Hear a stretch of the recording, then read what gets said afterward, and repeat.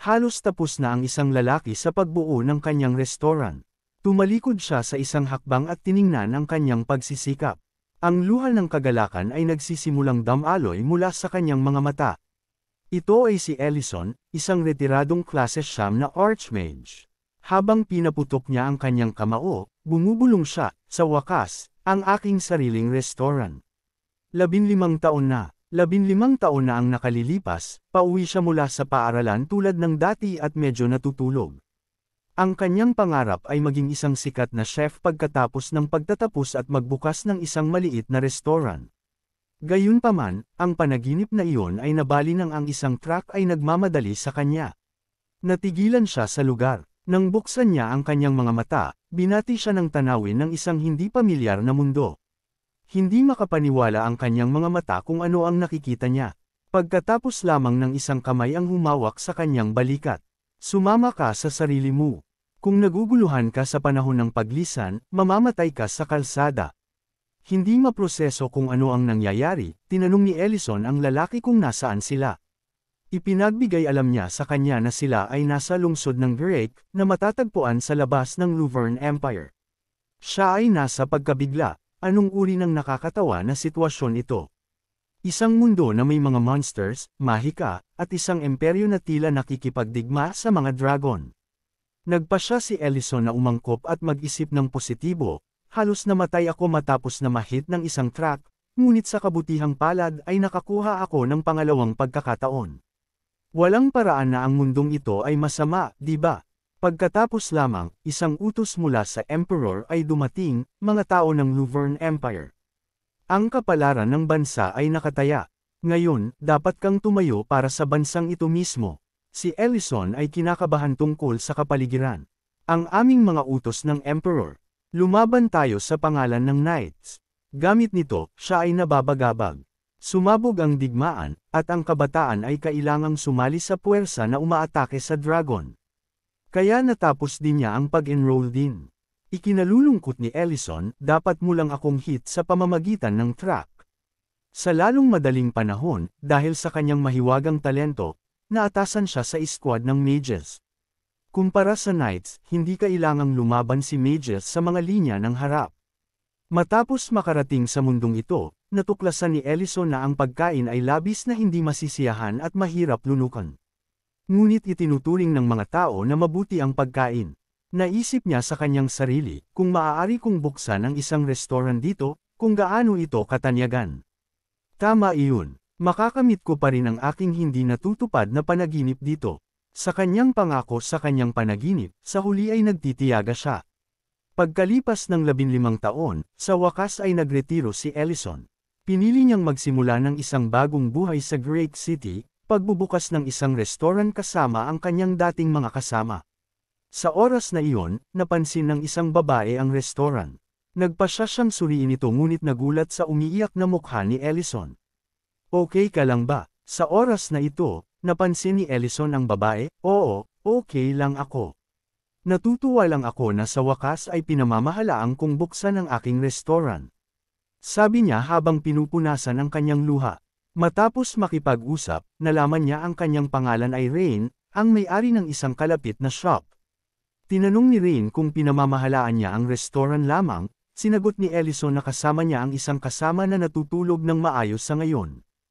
Inirerekomenda ni Rain ang tindahan ng butcher ng kanyang asawa kay Ellison ngunit binalaan siya na ang kanyang asawa ay may pagkagalit. Gayunpaman, naisip ni Ellison, na nakikita kung gaano kabait si Rain, ang kanyang asawa ay dapat na madaling makausap. Gayunpaman, nang makilala niya ang may-ari ng shop, naging sobrang kinakabahan siya na hindi siya makapagsalita. Ito ay naganap ang may-ari ng pagkakamali sa kanya para sa isang mangangalakal mula sa ibang tindahan. Bago siya makapagsalita at bumili ng anumang karne, galit na sinabi ng may-ari, hindi ko ito ipinagbibili. Kinakabahan siyang tinanong kung bakit. Nababalot ba ang iyong mga tainga? Hindi ko ito ipinagbibili.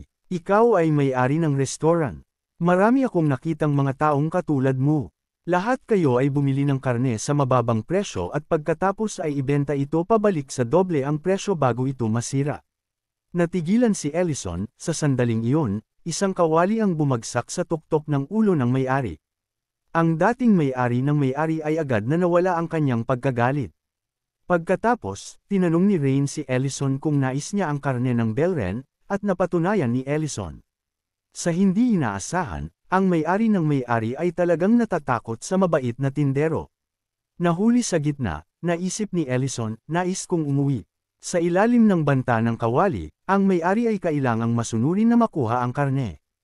Ang tindero, nakakaramdam ng paumanhin, ipinaliwanag, siya rin ay isang sundalo minsan ngunit lumiko sa ganitong paraan matapos na malinlang ng isang kasamahan.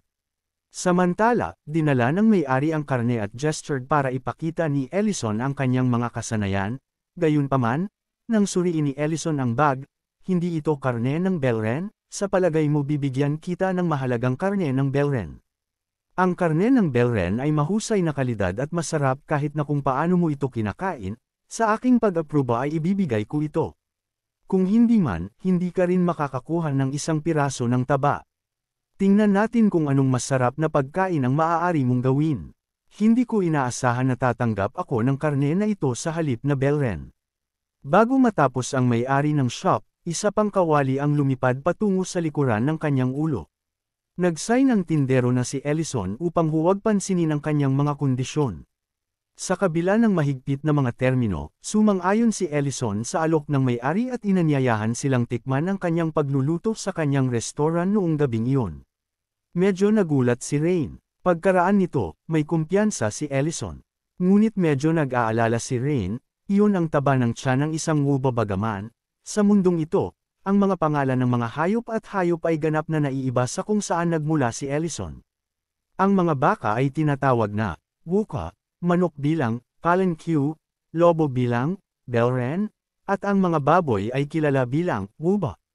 Ang karne ng Belren ay itinuturing na isang mamahaling sangkap, habang ang pinaka-cost-effective na pagpipilian ng karne ay baboy, ngunit ang mga lokal huwag pahalagahan ang napakasarap na pagkain ng tiyan ng baboy. Isinasaalang-alang ang kalidad ng tiyan ng baboy, ang lechon ay natural na pinakamasarap. Bago yun, ang karne ay kailangang madulas ng maraming beses upang mas mahusay na sumipsip ng mga lasa. Sa panahon ng lechon, ang kahalumigmigan sa ibabaw ay mabilis na sumangga, nakakakuha ng isang texture ng crispier. Hindi ba overkill na gumamit ng isang pamamaraan na maaaring agad na pumatay ng mga monsters upang i-slice ang karne? Noon lang tumunog ang doorbell, at dumating ang mag-asawa. Hiniling sa kanila ni Ellison na maghintay sandali. Habang pinuri ni Rain ang malinis na kapaligiran ng restaurant, hindi mapigilan ni Noel na magreklamo ng ilang mga salita. Tahimik na kumuha ng isang kawali, na tila pakiramdam sa ilalim ay hindi sapat na may kantab. Sa kabilang panig, naghahanda si Ellison para sa inihaw. Matapos ang pag-init ng lechon na tray, malumanay niyang sinalsal ito ng langis. Dahil ang tiyan ng baboy ay mataas sa taba, dapat itong brushed sparingly upang maiwasan ang pagdikit. Kapag inilalagay ang karne, magsimula mula sa gilid ng balat, kung hindi man, habang nagsisimulang magluto ang loob, maaaring matuyo ang balat, na nakakaapekto sa pagkakapareho ng lechon. Ang masarap na pagluluto kahit na pinahusay ang gana sa pamamagitan ng tunog, tulad ng sizzling tunog ng baboy. Matapos ang pagprito ng balat ng baboy, ayusin ang init upang hayaan ang mga gilid ng balat ng baboy na bumuo ng ilang kulay. Matapos ang pagdidilig ng asin, lubusan na inihaw ang tiyan ng baboy upang matiyak na ang panloob na temperatura ay kahit na, pagkatapos ay gupitin ang karne sa mga sukat na maginhawa para sa pagkain. Susunod, maghanda ng isang salad upang samahan ang pagkain. Bagaman ang mga lokal ay maaaring hindi pamilyar sa ganitong paraan ng pagkain lamang ng mga pambalot, naisip ni Ellison na ang kombinasyon na ito ay gagawing mas masarap ang pagkain. Ang iba't ibang mga gulay at mayaman na panimpla ay nagbabalanse ng mayaman na lasa ng inihaw na tiyan ng baboy. Si Mr. Noel ay tila masalimuot, kaya pinakamahusay na maiwasan ang mga hindi kinakailangang mga karagdagan. Sa wakas, inilagay nila ito bilang pagtatapos ng pagpindot, salad at inihaw na tiyan ng baboy. Kapag inihain ang inihaw na karne, nagsimulang asahan si Rain, kabutihan. Mukhang masarap, habang si Mister na nagagalit pa, ay nagsabi, ito lamang ang hitsura. Pagkatapos ay pumili ng isang piraso ng karne. Isang kagat lamang, ang malutong na karne ng wuba ay namumulaklak sa bibig na parang tumatakbo sa kapatagan.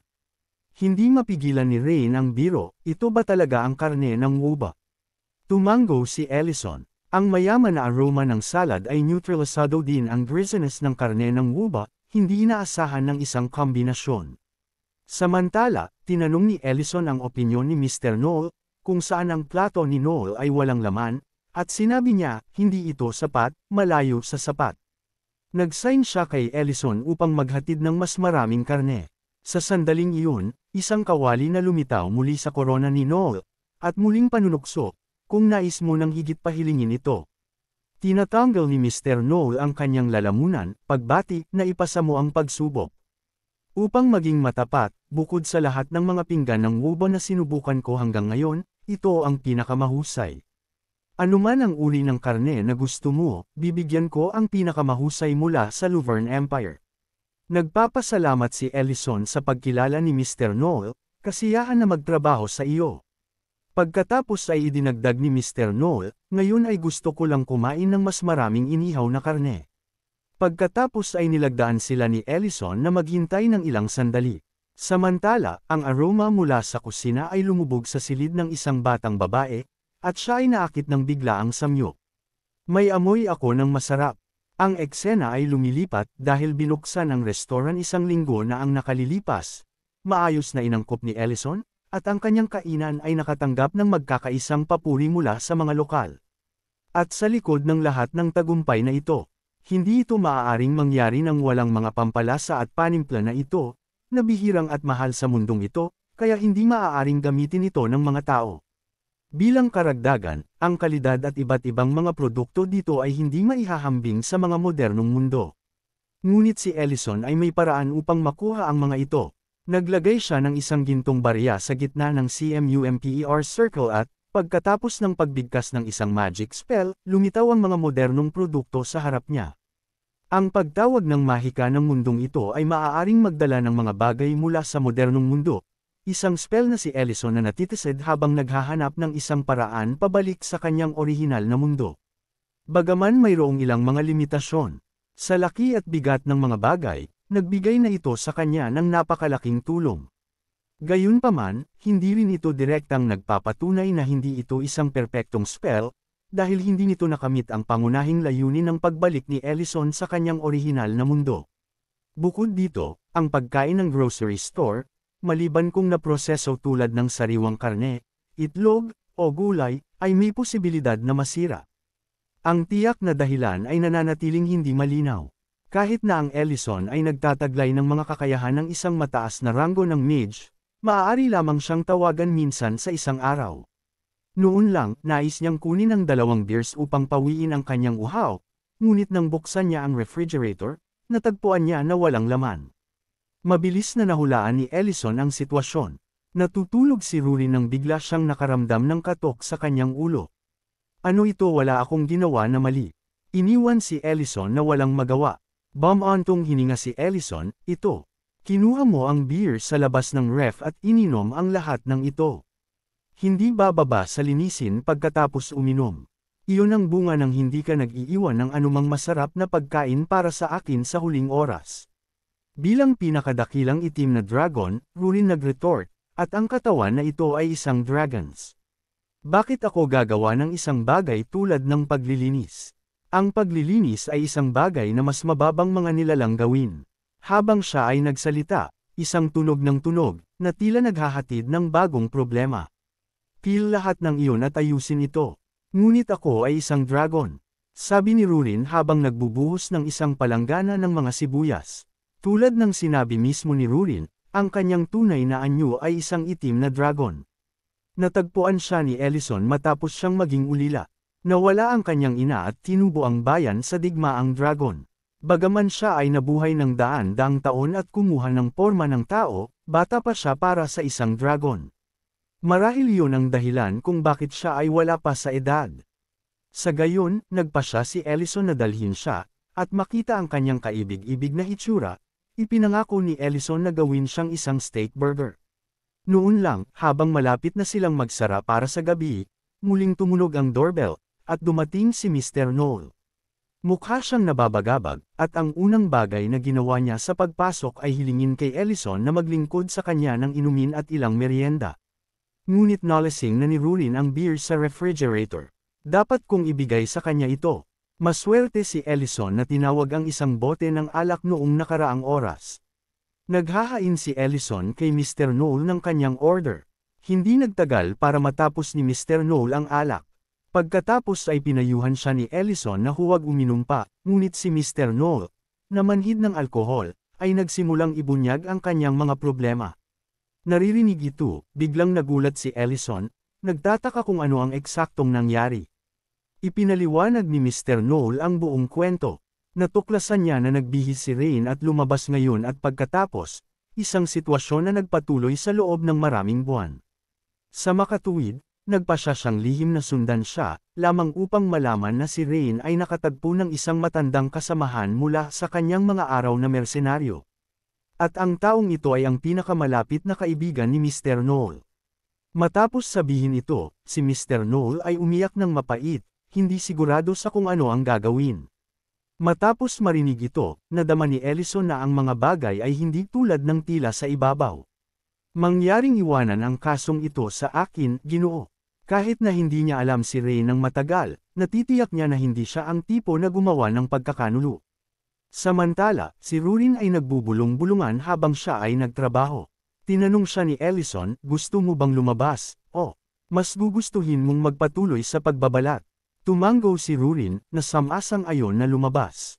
Maya-maya, nakarating sila sa lugar na nabanggit ni Mr. Noel.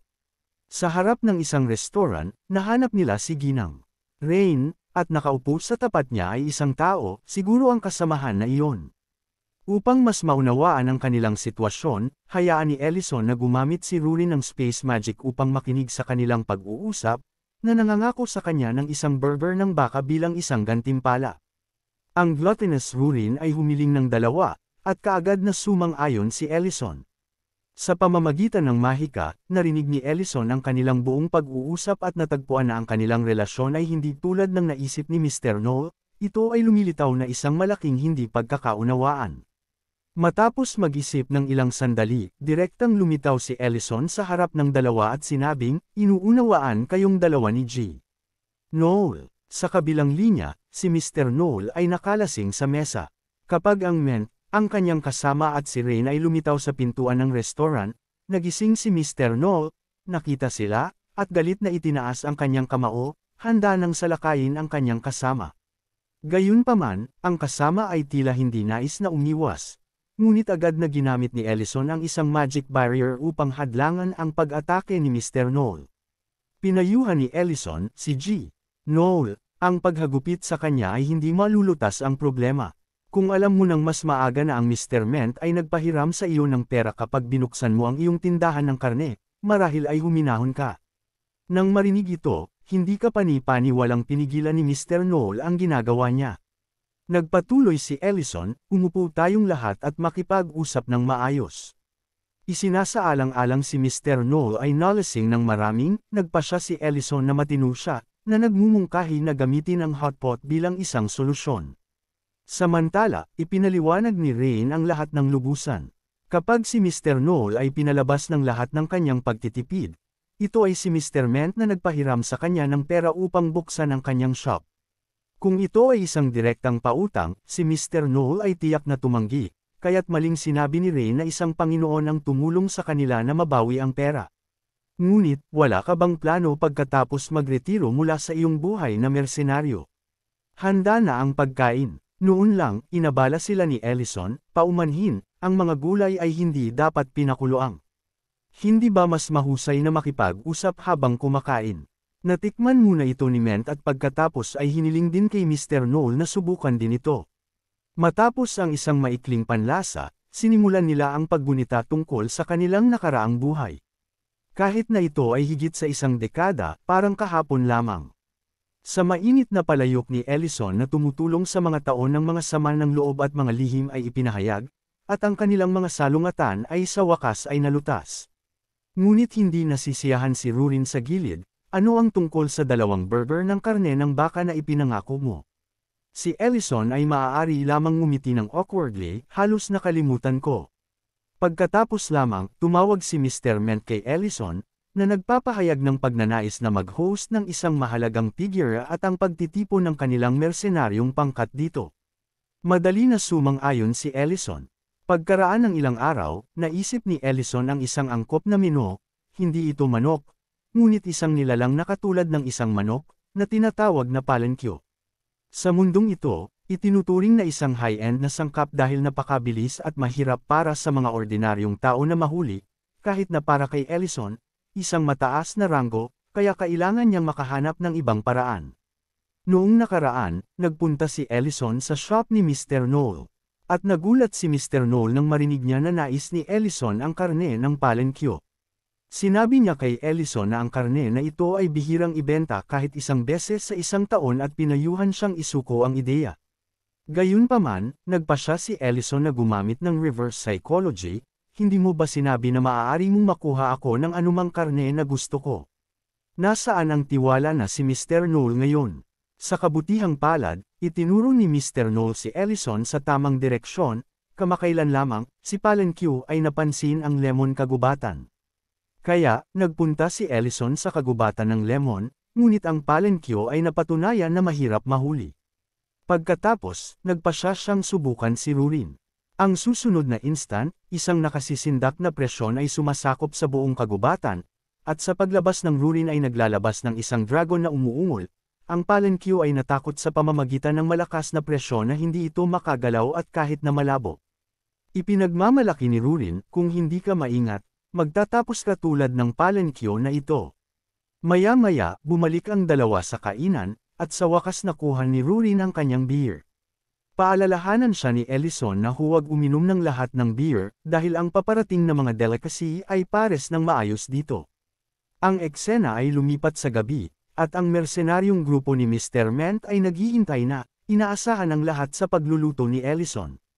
Ellison, paumanhin, medyo maingay, hindi ba? Ito ay isang pagdiriwang Mr. Ment. Paano ito magiging tahimik? Dinala din ni Ment ang kanyang junior, si Miltain, na nagsabi, pinuri ng senior ang restoran na ito, at inaasahan ko talaga ito. Inaasahan kong nabubuhay ito sa iyong mga inaasahan. Ang isang gintong pritong manok ay inilagay sa harap nila. Ellison sinabi, sigurado akong alam ng lahat ang tungkol sa palenkyo, di ba? Ito ay isang napakasarap na pagkain na gawa sa karne ng palenkyo. Ang nakagulat na Miltain na ito, ang isang nilalang kahit na mga profesional na mangangaso ay hindi mahuli, naging pagkain. Hinimok sila ni Ellison na kumain habang mainit, tulad ng kung kailan ito matikman. Ito ang kanilang unang pagkakataon na kumakain ng karne ng palenkyo, at isang kagat lamang ang nasakop sa kanila ng masarap.